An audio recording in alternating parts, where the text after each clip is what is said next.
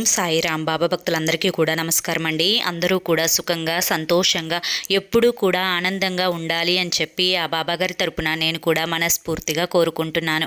ఈరోజు బాబాగారు మీకోసం వినవలసిన శుభవార్తను వినిపించబోతున్నారు.